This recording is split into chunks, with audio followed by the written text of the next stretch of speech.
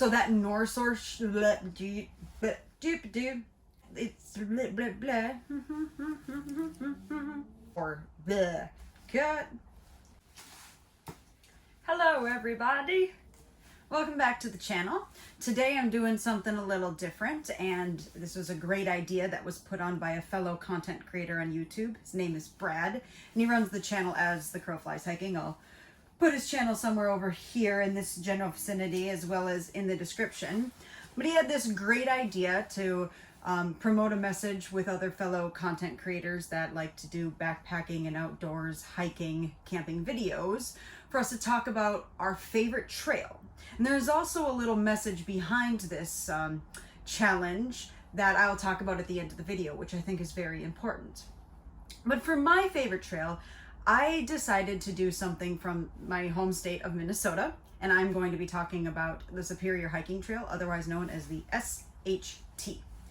The reason I chose this trail is mainly because, to be honest, I have only been formally backpacking for a little over a year, and I haven't been very many places. I've done, where I have been is pretty much on my channel. There's so much left for me to explore, which is awesome.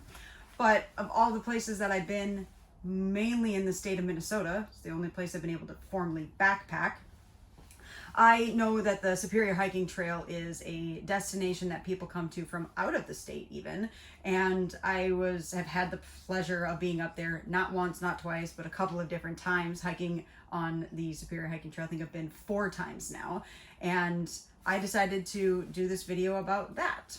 So a little bit of background and overview for the Superior Hiking Trail for those that have zero idea about it. It's a 310-mile long hiking trail in the northeastern part of Minnesota.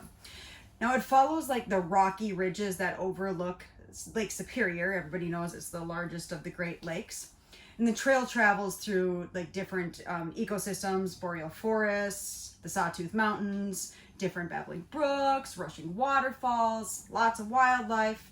And at the lowest point on the trail, it is 602 feet above sea level, and at the highest point, it is 1,829 feet above sea level. So the trail is intended for hiking only. That means no motorized vehicles, no horses, just a footpath.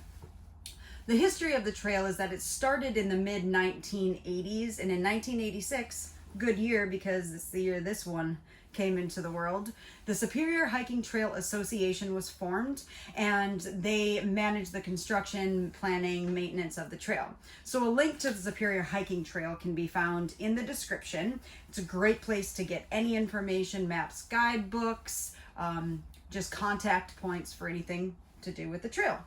There are 2 sections of the trail that we can break down into: the Duluth section, which is in more of the southern part, and the North Shore section, which is northeast of Duluth. Now the Duluth section it's about 50 miles, and it starts southwest of Duluth, and it comes up and runs through the city. And it's typically better suited for day hikes because there aren't a lot of reserved campsites in that area as you're going through the town.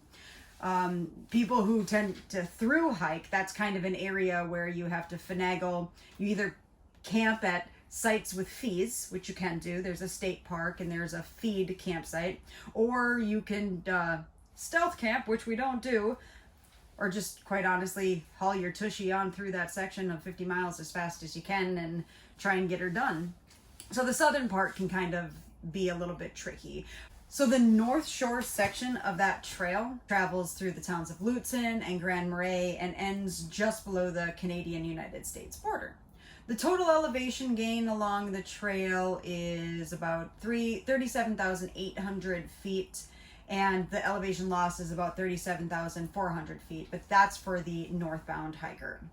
So you can hike the trail in 2 different ways. People either go from all the way at the southern terminus up and a through hike, and they call that northbound, or you can turn around and head southbound, or you can section hike it much like I have, and that's my hope, is to section hike the entire trail someday, because I have a job and 4 kids and I can't take off for weeks at a time to be on trail. That's what retirement will be for.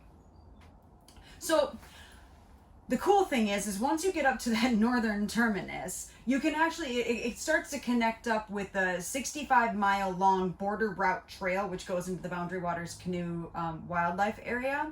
And that travels, just as it says, the border route, the U.S. Canadian border.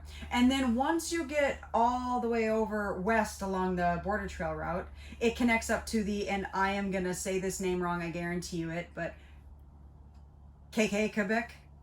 KK Quebec? KK Quebec. Anyways, this trail, which is a 41-mile trail that will bring you back towards the town of Ely.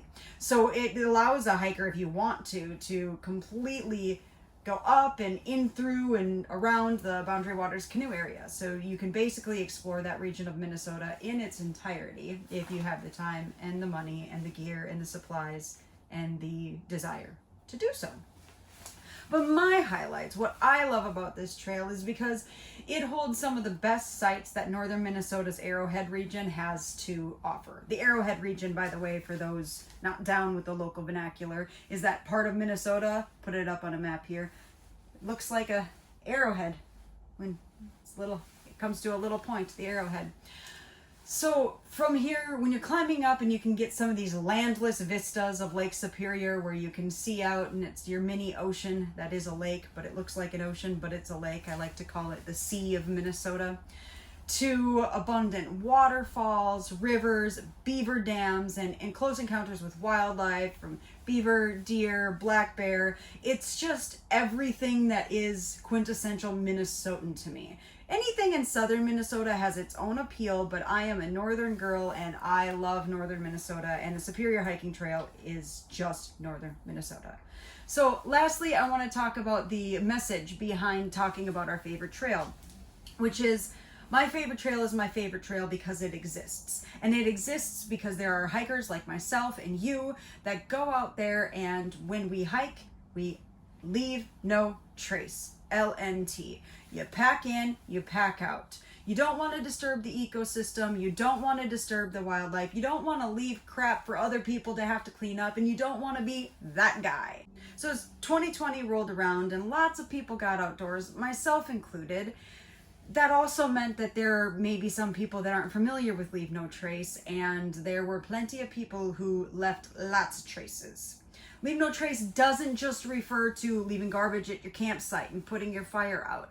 It also refers to not disturbing the local ecosystems. These things right here, don't do that. That's not good. If you are on your own private land, or if you are a part of a team that's managing a trail, making a cairn can be okay, but you need to have the foresight to understand everything that could be disrupted by doing so. So the best practice is don't do it. Another thing, yeah, that's right, toilet paper. You got to take a dump when you're on the trail. Who's going to care if you just go off to the side and come on. That's get your shovel out, bury it, do it properly. Leave no traces there for a purpose. I can't tell you how many times I pass like some gross toilet paper piles or people that just decided to do their business on the trail. But don't be that guy either. So it's really important that we talk about Leave No Trace and spread the message and keep the advocacy going, and most importantly admit I'm not perfect. There are times I know I've probably left traces, and all you can do is continue to educate yourself and try your hardest to be one with nature, like totally cool hippie folks. So yeah, huge shout out to Backpacking with Buckley. He was the one who kind of suggested that I do this, and instead of paying it forward and specifically calling out different people to do this, I would just like to advocate for other people to use the hashtag #MyFavoriteTrail and create this. And most importantly, I would like to ask some of my folks in the UK to do this for me. I know that trail systems are a little bit different there, but Cody and I really want to get back to the UK, so create a hashtag #MyFavoriteTrail UK edition, and let me see what you got to offer so we can start putting some things on our bucket lists. So until next time, I'm planning on heading out on my first ever solo tent camping, where I will be in a tent in the winter, in the cold, by myself in the woods. So look forward to that video coming up. But until then, I can't thank you guys enough for watching, and I can't wait to hear what your favorite trail is.